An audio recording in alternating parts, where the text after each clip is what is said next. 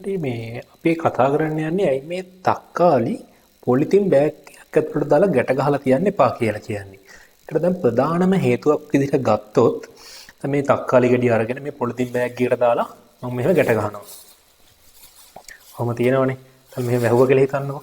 ඊට පස්සේ වෙන්නේ මෙන්න තක්කාලි වල මේක තක්කාලි ස්වභාවිකව ඉදෙනකොට මේ තක්කාලි ගෙඩියෙන් එතිලීන් කියන ගෑස් එක පිට කරනවා. ඒ කියන්නේ මේ ස්වභාවිකව ඉදෙන ප්‍රධාන රසායනික සංයෝගය තමයි මේ එතිලීන් කියන්නේ. මේ එතිලීන් පිට කරාට පස්සේ දැන් මේක බෑග් එක ඇතුළේනේ තියෙන්නේ. ඒ ගෑස් එක මේ බෑග් එකත් ගැට ගහලා තියෙන හින්දා කොහෙටවත් බෑග් එක එළියට පිට වෙන්න බෑ. ඒතර මේ බෑග් එක ඇතුළේම මේ ගෑස් එක තියෙනවා. ඒ කියන්නේ එතිලීන් වැඩිපුර එතිලීන් සාන්ද්‍රණය වැඩි වෙන්න මේ තක්කාලි ගෙඩිය ඉදීමේ ශීඝ්‍රතාවත් වැඩි වෙනවා. සරලව කියනවා මේ තක්කාලි ගෙඩිය ඉක්මනින්ම ඉදෙනවා.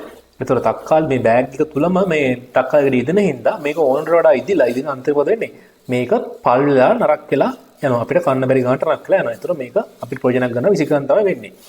ඒතර තවත් හේතුවක් තියෙනවා. මෙන්න මේ දැන් මේක බෑග් එක ඇතුළට දාලා මෙහෙ වැහුවට පස්සේ බෑග් එක තුල දැන් සාමාන්‍යයෙන් වාතාශ්‍රය අඩුයිනේ. ඒතර මේ වාතාශ්‍රයත් අඩුයි. ඒ වගේම මේ දැන් මේක දැන් ඇතුලේ මේ තක්කාලි ගෙඩිය මගින් ජල වාෂ්ප පිට කරනවනේ. ඒතර උන ජල වාෂ්ප පිට කරාට පස්සේ පිටවෙන ජල වාෂ්ප මේකේ පොලිතින් බෑග් එකේ හොඳට සීල් හින්දා මෙහෙම ගැට ගහලා ගියට පස්සේ පොලිතින් බෑග් එකේ හොඳට සීල් හින්දා මේ බෑග් එකෙන් එළියට මේ ජල වාෂ්ප පිට වෙන විදිහක් නැහැ. අන්න එතකොට මෙන්න මේකේ තක්කාලි ගෙඩිය මගින් පිට වෙන ජල වාෂ්ප නිසා මේක ඇතුලේ හොඳට බැක්ටීරියා දිලීර වගේ සුද්ධ ජීවීන් වර්ධනය වීමට හොඳ පරිසරයක් නිර්මාණය වෙනවා. අන්න ඒකින්ද මේ තක්කාලි ගෙඩිය ඉක්මනින්ම නරක් වෙන්න පුළුවන්.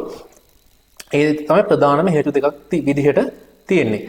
තව බලමු මොකද වඩාත්ම සුදුසුකම තක්කාලි ගෙනාවට පස්සේ අපි තියන්නේ. සාමාන්‍යයෙන් මම දැන් මේ පොලිතින් බෑග් එකක දාලා තිබිච්ච දෙකක් ගත්තා. ඒක සාමාන්‍ය පැක් වගේ දැම්මට පස්සේ බලන්න මේකේ ඒ තා ඉක්මනින් ජල වාෂ්ප බැඳිලා තියෙනවා.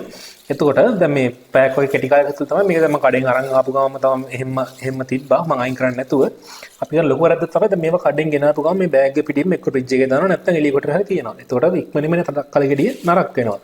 ඒක කරන හොඳම දේ තමයි දැන් මේ තක්කාලි මෙහෙම බෑග් එකේ තියන්න නැතුව හොඳට එළියට අරගෙන කොහරි හොඳ මේ වාතාශ්‍රය තියෙන තැනක මේ තක්කාලි ටික තියන්න ඕනේ. ඊට පස්සේ ඒ විතරක් නෙවෙයි සාමාන්‍යයෙන් අපිට පුළුවන් නම් මේ පොලිතින් බෑග් වෙනුවට මේකට කඩදාසි බෑග් පාවිච්චි කරන්න.